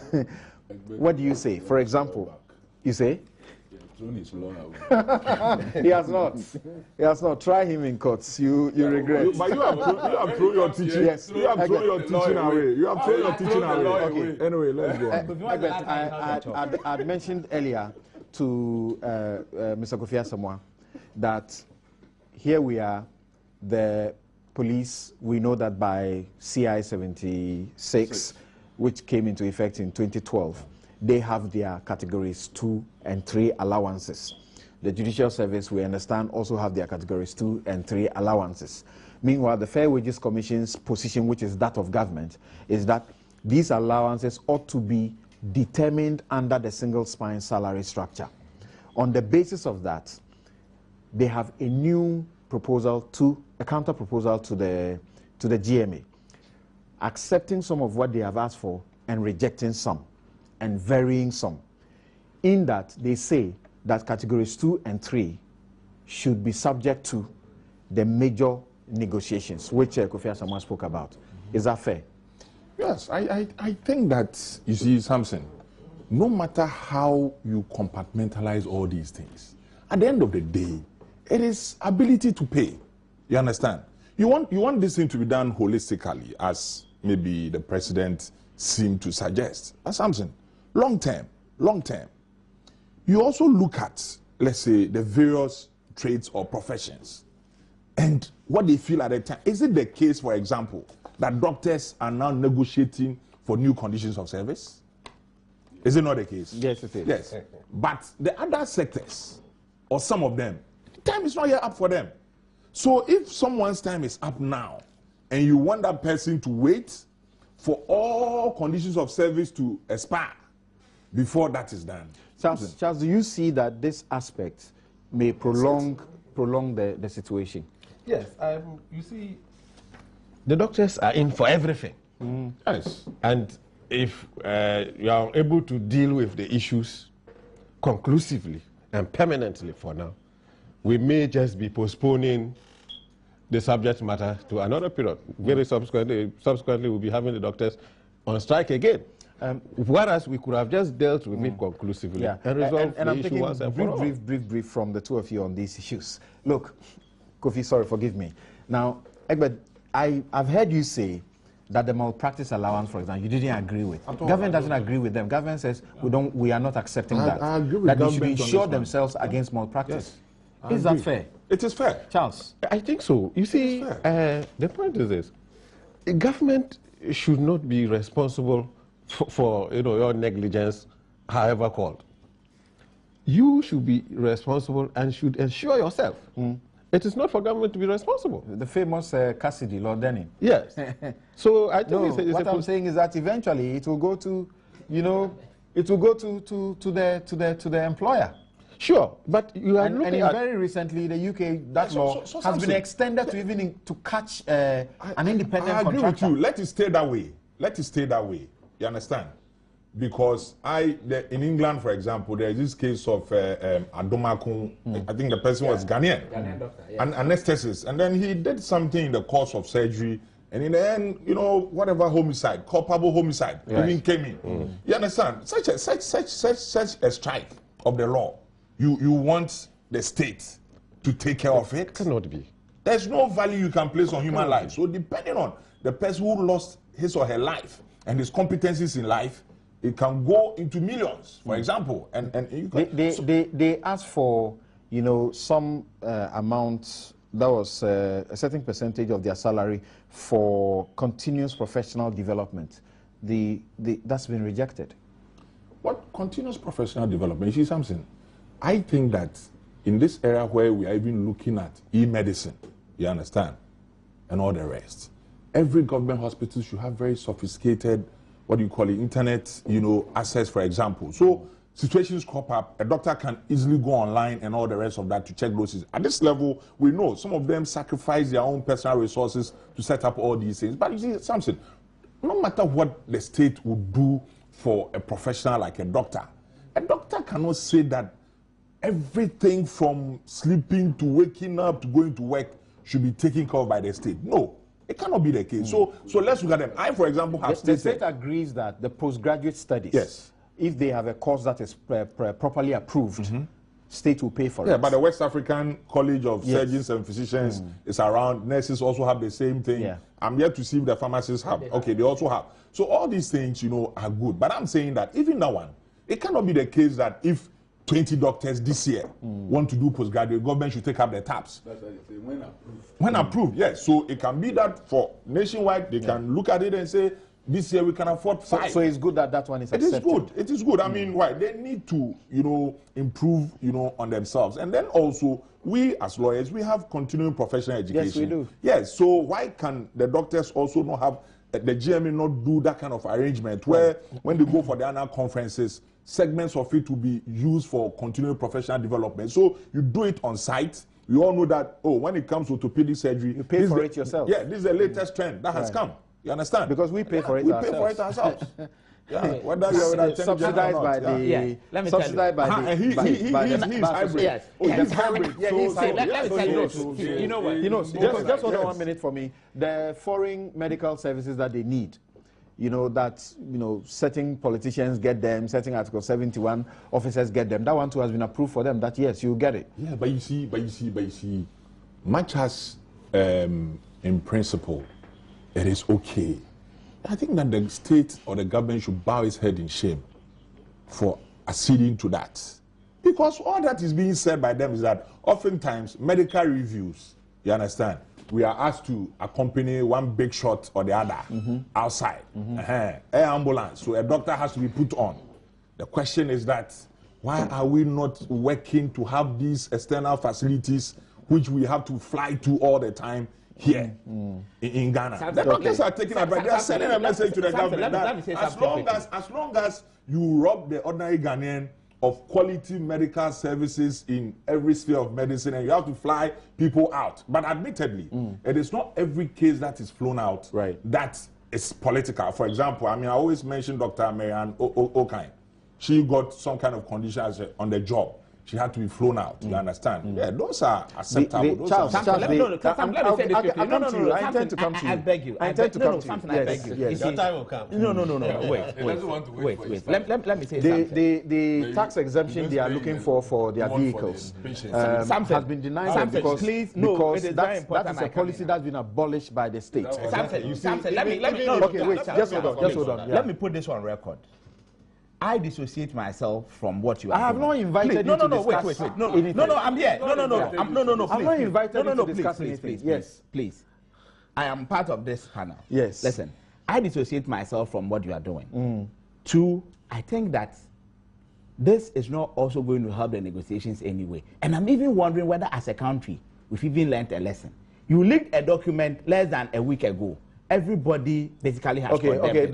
And even before we go to discuss it, you've given it to some other person. No. And now it is being nobody has given it. You have no idea. You have no idea my source. You don't know my source. You have yours. I tell you what, this is even going to muddy the discussion. Just hold on. The negotiations that we are doing there, please. So what do you say about the vehicle, that tax exemption waiver? I think that the tax exemption was uncalled for. He says by policy it's been abolished, so it will not be given to them. It should be abolished. You see, even if you look at the Constitution of Ghana, there was an aspect of it that exempted the president from the payment of tax. Okay.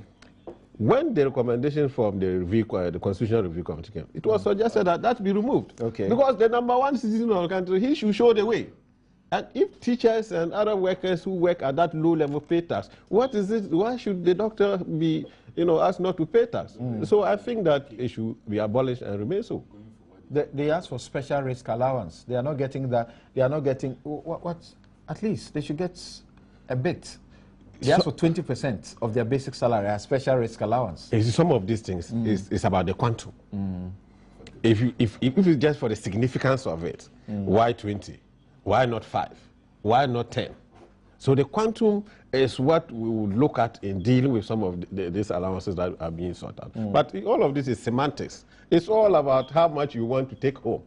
So put this tangential allowance. Things like that are deemed, from the position of the government as things that have been consolidated in their salary. And so they are deemed to already be receiving such things as special risk allowance, professional allowance, and those things. Now, so if they have been consolidated into the salary, what's the issue raising them now and then going on strike on them? Okay. Very, very interesting there. As far as their requirement for fuel is concerned, they are getting, I think the house, how do you call them? Housemen. They are getting 30%, 30 gallons. 30 gallons. And then the others up there, the special, is it the medical officers, 50 principal gallons. Medical officers are getting about 40, and those who are consultants and the rest are getting 50. Instead of the 100.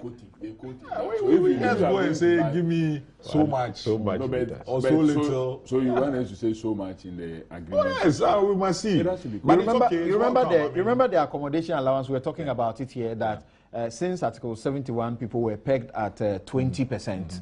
Why didn't they ask for that? It appears that's what the government is giving them. But only 20%. We should also be aware. Right. There's a discussion on Article 71. On the Article 71. Okay. We take a break here. We'll return. I'll read your text messages, and then Dr. Nimoy Thompson should join us, and then we'll deal with the next segment of the discussion. But the plea is that you should call off the strike. Let me tell you this, and I'm going to be very emphatic and frank about it. To the doctors, they see this struggle as something akin to people who are exercising their rights to self-determination. Wow. Yes. So this one, I have to make it clear to everybody. You are not calling it off. And look, it's not about calling it off. If you look at the posture of the doctors, especially the junior doctors, the last couple of days, and all the things that they've circulated around, even for us as leadership, it's even becoming difficult to make sure that they don't escalate matters. So let's try and rather resolve this matter. What you're talking quickly. about is the junior doctors in the various teaching hospitals writing to the press and endorsing what you are doing. That is even going to make matters more difficult. And technically speaking, we will know, because this was a decision that was taken by the general membership. Look, from the consultant to the house officer, every single doctor in there is in support of this. That can be. Please, There are a lot of doctors who are out there speaking even publicly against what you are doing. There are a number of doctors who have spoken publicly. So it can be that. Kofi, Of the course, battle they are for against this condition. strike. No, Kofi, They are against this strike. There are a number of doctors who are working. Kofi, So you can't say that everybody agrees to your strike action. Mention one. You can't if say they are that working, everybody Kofi, agrees to sorry, your but the strike interventions are action. becoming too many. Sorry. No, I'm just saying that you shouldn't say everybody agrees to what they I are doing. asked him a question. He's finishing up on that, and then we'll take a break. Yes. So that is the position now. Now, we have communicated same to government, the parliamentarians, and everybody. All those who are trying to intervene. They also know that the mistrust that has underlined this whole process is also not helping. And government, please, and government is also not doing much to resolve that bit as well. But for us, we've told the government that we are committed to helping resolve this matter. It is up to government to be forthcoming so that we sit down quickly, resolve the matters, and then there will be peace. Otherwise, if we even decide to postpone this battle, like Charles said, it will come back to haunt all of us sooner than later. Very interesting. Very interesting. The suggestion is that if this continues for the coming week, it's going to be horrible. It's just yesterday, and the reports of people who were just literally dying because they are being rejected by the hospitals was terrible enough. You don't want to put the nation through this. Look, Samson, the implications of this strike. Your Hippocratic oath, is it? You said you will not harm anybody. Samson, I didn't take an oath of poverty or servitude. So please, let's put that bet aside. But you are please, Kofi, please, allow me to do this job. I beg you. Kofi, let me repeat it. Don't respond to him. Answer my question. Kofi, please. The more you interject, the more you create more problems for everybody. Kofi, stop. Kofi, stop. I need just a second. Kofi, stop. Go ahead. Yes. Let him talk. No. It's you I'm talking to. I'm not giving him any opportunity. So he can I'm not asking you to make any maybe point. He will sorry. I'm saying that I just want to ask whether they are being paid salaries. No, I'm only asking whether the salaries is being paid or not. No, it's just a question I want to find out. Thank you. Yes. Is salaries being paid for doctors or not? The question is that if you allow this to continue for next week, we just can't handle it. And people's blood will be on your hands. Samson, the implications of this strike, affect myself and you. I'm not immune from whatever will be the consequences. My parents, my siblings, my friends, they're also not immune. As we sit here, I can even fall ill now, and I'll be sent to the same facility, and there wouldn't be anybody there. I know, but you see, it gets to a point in one's life where you need to stand up and fight against all the injustice and illegality that have been perpetrated against you for a long time. And that is what the doctors are doing now. It is now or never. Interesting. And you can tell that Dr. Yansing was getting emotional at this point. It's terrible, I might say, that if you listen to some of the doctors, Kofi, you will stop what you're doing. If you listen to some of the doctors and you hear that they themselves, the doctors, when they are ill, they have to pay for their medication and everything within the facilities. It's a bit bad. It doesn't speak too well of the system, and so even be detained there. You should fight for what you are deserving. But this is a plea from the whole nation to you: stop it now, so that you don't more people don't get to die. Okay, we Thank tried you. the plea, but we think that this plea should be directed to the employer. To the employer? Yes. If Okay. the employer stops, The employer Okay. has agreed to some of the things that Okay. are please, acceptable. we have not agreed on anything. Please Right. don't create that false. Okay. Look, Okay. please, Kofi. Thank you. Kofi, I have told you to ignore Kofi. We have The not agreed employer on has anything. agreed to He's not Between agreed. government Okay, and we'll take a ourselves break at here. We'll GMA. right back. The employer is-